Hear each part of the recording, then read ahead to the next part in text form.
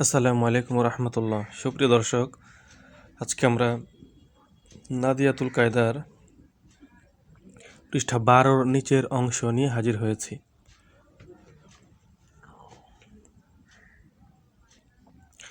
আজকে আমরা শিখব খারা জবর খারাজের উল্টা পেশের নিয়ম।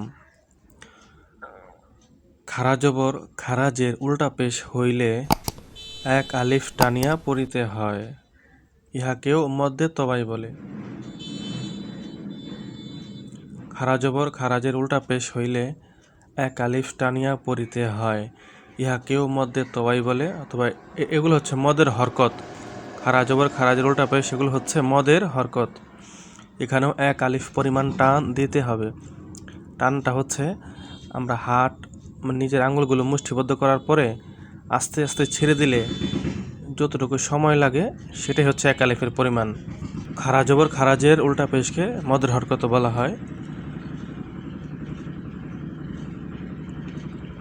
এখন আমরা জানবো কোরআন শিখলে লাভ কি।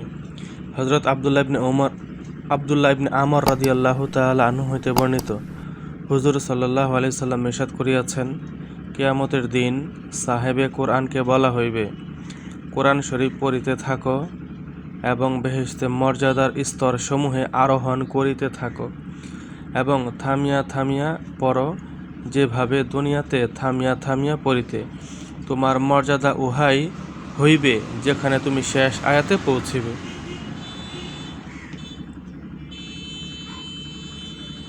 নিচের অংশটা, এই যে খারা জবর রয়েছে, খারা জের এবং উল্টা পেশ, এক আলিফ পরিমাণ টান দিতে হবে। যেমন তা খারা জবর তা, সা খারা জবর সা, জিম খারা জবর জা, দাল খারা জবর দা, জাল খারা জবর জা, ঝা খারা জবর ঝা, সিন খারা জবর সা, শিন খারা জবর শা, সদ খারা জবর স, দদ খারা জবর দ, ত খারা জবর ত, জ খারা জবর জ,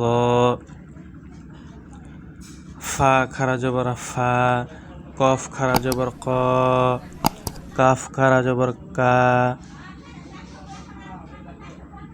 আলিফ খারা জবর আ, লাম খারা জবর লা, হা খারা জবর হা, ইয়া খারাজের ই, র খারাজের রি, মিম খারাজের মি, লাম খারাজের লি, ওয়াও খারাজের উই, নুন খারাজের নি, হামজা উল্টা পেশ উ, হা উল্টা পেশ হু, হা উল্টা পেশ হু, খ উল্টা পেশ খু, আইন উল্টা পেশ উ, গাইন উল্টা পেশ গু।